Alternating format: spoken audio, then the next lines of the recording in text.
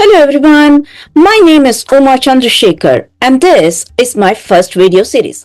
In this series, I am exploring the topic of deliberation, the essence of executive leadership. Here, I am bringing the salient features of deliberate decision making which is rational and data driven. Welcome to video episode 24. Let me start with the recap. In the last 2 or 3 episodes, I have been scrutinizing the 5 different types of decision-making models used by Silicon Valley executives while arriving at deliberate decisions with examples for each of the types. And I did it with a deep focus on shared decision-making model. I also looked into the benefits and challenges of the same and elucidated my audience with the 8 stages of psychosocial development of Erik Erikson in the last episode. Let me pause here and before I summarize the importance of Erik Erikson's 8 stages of psychosocial development and I want to give you an interesting fact about my background wallpaper. My backdrop today is Mount Kilauea of Hawaii.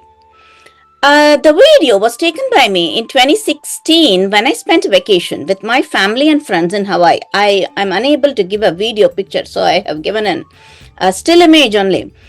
And also, the importance is I'm watching Chief of War in Apple TV Plus, so I thought I can use it today. So back to 8 stages of social development. The 8 stages of psychosocial development deemed important in this vlog series, as this theory explains personality and growth at each point in the life of an individual, which in turn emphasizes their ability and wisdom towards good judgment and deliberate decision, as the growth in the childhood reflects on the motivation to accept another individual as a team member in making decisions, which is basically the idea behind shared decision making. The 8 stages of Erik Erikson's psychosocial development also throw significant light on the importance of social relationship on the success and failure of an individual in both personal and professional life, as social relationships are directly linked to human emotions such as pride, ego, aversion, anger, frustration, inadequacy, envy, etc. Unless we get control over those emotions in our youth, it is extremely difficult to do it in our later stages. I will be explaining about the same when I investigate the impact of human EQ and IQ in deliberation. Thus, deliberate interactions help shared decisions in boardrooms, as most deliberate interactions in the boardrooms lead to deliberate decisions. Now that I have given my deliberate decision-making model and the models used by many C-suite executives, especially Silicon Valley boardrooms. So, what's coming next? While I give my audience some time to think about it, let me pull the keynote slide and share it with you. It's time for some retrospective because I know that most of my audience are already executives in some modes and already making deliberate decisions from time to time. So from now on, my focus is completely moving from novices who are planning to become executives to those who are already being there and doing that. So the rest of the videos are going to focus on them, where I will be outlining the details for how to become best executives, which might help them to grow in their career. This topic starts with role of adaptation and practice in deliberate decision makers. Exceptional performance in any field is proven to be dependent on environmental circumstances such as duration of activities and structure of the activities, and a few is also attributed to the biological traits obtained through ancestral gene and the corresponding levels of performance of a parent or a grandparent. This is extremely similar to the nature versus nurture concepts, where the human traits are classified into acquired traits, that is adaptation through learning, and inherited traits, that is practice through exhibition or implementation. Thus, the topic focuses on traits and emotions on deliberate C-suite decisions. Sir Francis Galton a British psychologist, was the first scientist to frame this duologic of inherent qualities such as zeal and acquired traits such as power influencing a person's deliberate performance. The logic was seconded by Robert Pluming through his research paper published in 1991 named The Nature of Nurture, Genetic Influence on Environmental Measures. Let me pull the slide. I have given the corresponding citation of the paper as well, so that if you're interested, you can read it.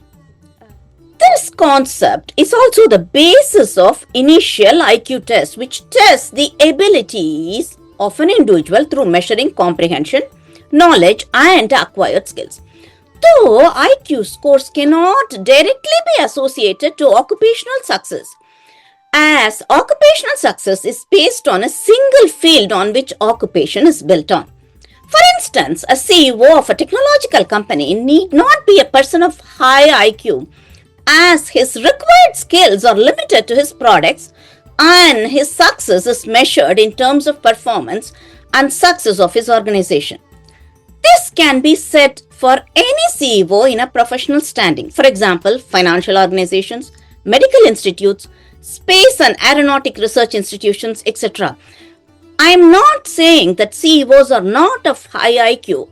I am merely stating that they don't have to be a person of high IQ in order to perform their duties as a chief executive officer of their company, because their knowledge is limited to their products and their success is measured in terms of the performance and success of their organization. Though it is worth mentioning here that the IQ scores of a person can decrease over time by a correlation of 0.6, which is about 60% reduction over time, as a person gets increasingly comfortable with their chosen profession, thus indicating that the IQ test scores of a person while recruitment may not be the same after 20 years of staying in the chosen employment in any organization, as the domain-specific knowledge restrains a human being from acquiring expertise from various fields, and thus a person who worked for Facebook for 20 years, let's say, might have ultimate knowledge about the organization and the platform, but may fail miserably with respect to his or her IQ scores or general understanding of other products or fields. Thus, when it comes to boardroom decisions, the IQ scores or the inherent quality-based talent contributes extremely less when compared to acquired traits, which is exhibited by the knowledge of the product, the culture of the organization, and the performance of the employees. Oops, time's up. Let me stop here and I'll come back in the next video of the same episode 24 to explore the role of adaptation and practice in deliberate decision makers.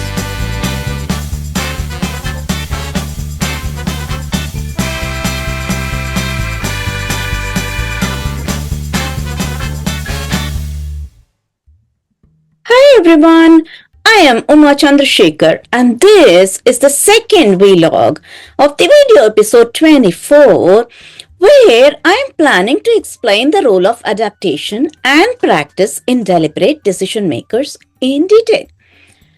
The maximum performance by an individual through adaptation and practice can be categorized into 3 levels. The first level is the student level of skills, where they acquire a skill of expertise through learning. The second level is the expert level of skills, where they achieve a level of expertise better than the existing maestros in the domain through adaptation. And the third level, this is the eminent level of skills, where the individuals start to contribute in an innovative way deliberately to the domain field through practicing or implementing the acquired expertise. This concept is simple. Do not reinvent the wheel. Gain the knowledge of how it is done and make a better one or a different one.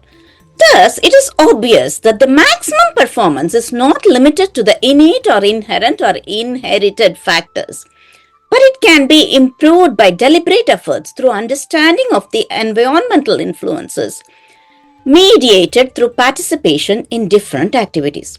In other words, Performance enhancement through deliberate practice. But let me state a fact about deliberate practice and make it obvious. Implementing deliberate practice is not as simple as the concept of deliberation, as it comes with some challenges as much as benefits. Let me repeat it and reinforce those words. Implementing deliberate practice is not as simple as the concept of deliberation, as it comes with some challenges as much as benefits. The first and the foremost challenge is the deliberate practice consumes time and energy along with other training resources, hence it involves cost.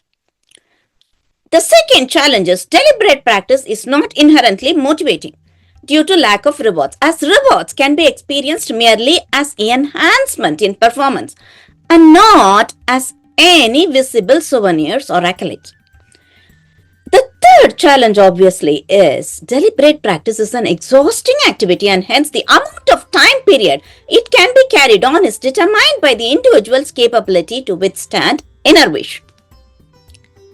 Due to the above challenges, deliberate practices are used with wisdom as an extended process of skill acquisition through continuous implementation, which in turn improves performance and the process of deliberation as well.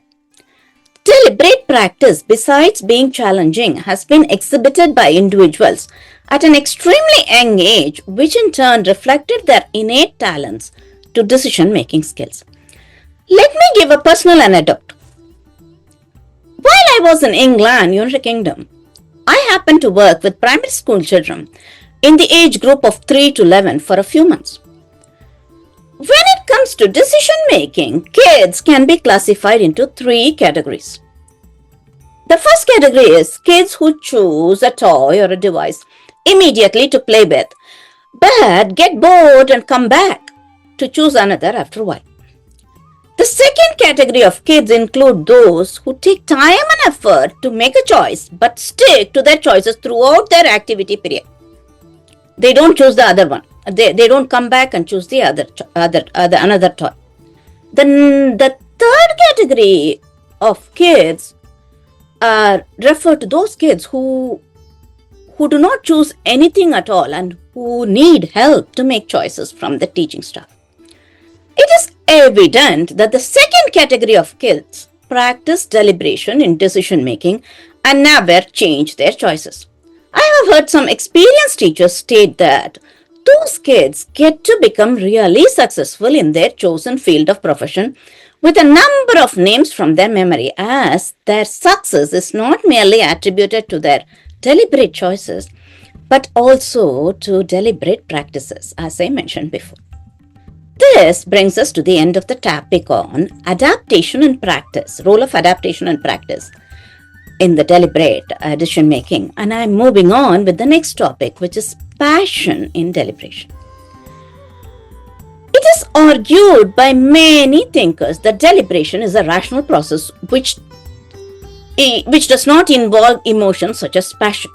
Nonetheless, there is a large amount of literature on passion being an inherent partner of deliberation. The reason for this contradicting theories arise from the mere understanding of deliberative process as a rational and intellectual combination of rational and intellectual processes, while passion as an entity belonging to emotional quotients and not intelligent quotients. It's an old understanding that emotions are signs of weakness and reasoning is a sign of strength, and also women are perceived to be emotional compared to men, and hence women are referred as weaker sex.